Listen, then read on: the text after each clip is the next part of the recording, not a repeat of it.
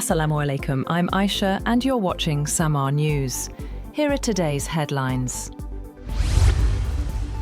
The Bangladesh National Party has won a decisive two-thirds majority in general elections, a result expected to bring stability after months of tumult following the ouster of former Prime Minister Sheikh Hasina in a Gen Z-led uprising. Domestic TV channels said that latest counts in an election seen as the South Asian nation's first truly competitive in years gave the BNP and its allies at least 212 of the 299 seats up for grabs. The opposition, Jamaat-e-Islami, and its allies won 70 seats in the Jatiya Sangsad, or House of the Nation. The BNP, which returns to power after 20 years, thanked the people soon after winning a majority in the overnight vote count, and called for special prayers on Friday for the nation and its people. US President Donald Trump is planning to scale back some tariffs on steel and aluminium goods. Trump hit steel and aluminium imports with tariffs of up to 50% last year, including the country rate on the non-steel and non-aluminium content. The Financial Times reported that the administration is now reviewing the list of products affected by the levies and plans to exempt some items, halt the expansion of the lists, and instead launch more targeted national security probes into specific goods. Ukrainian President Volodymyr Zelenskiy has said that the US needs to put more pressure on Russia if it wanted the war to end by summer, adding it was unclear whether Moscow would attend US-brokered peace talks next week.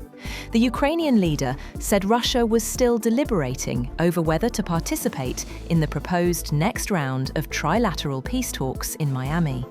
Zelensky said Ukraine was ready to attend the meeting, which follows 2 rounds of trilateral negotiations in Abu Dhabi over the past month that have failed to produce a breakthrough.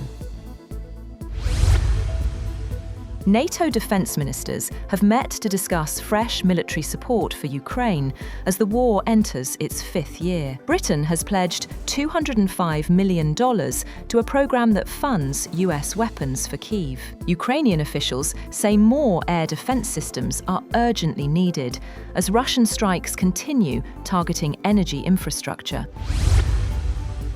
Russia has pounded Ukraine with drones and ballistic missiles overnight, further battering its energy system and leaving tens of thousands in the capital Kyiv and the cities of Dnipro and Odesa without heat, power and water. Mayor Vitaly Klitschko said that in Kyiv alone, around 3,500 apartment buildings were without heating after the latest attack knocked out supplies to nearly 2,600 high-rises on top of the 1,100 already affected by previous strikes.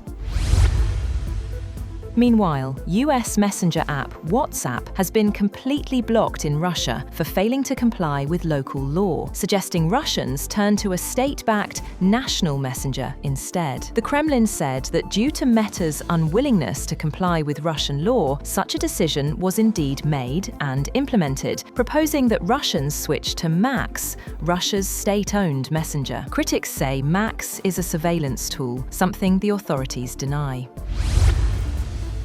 Prime Minister Shehbaz Sharif will attend the first meeting of President Trump's Board of Peace in Washington on February 19th.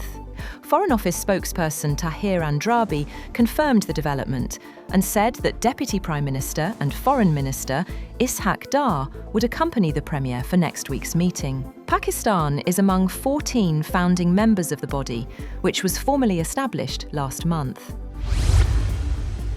US President Donald Trump has agreed to conclude Operation Metro Surge in Minnesota, with a significant drawdown of immigration agents already underway. Border Czar Tom Homan said many of the deployed officers will return to their home states in the coming days. The enforcement surge had sparked protests and opposition from local officials.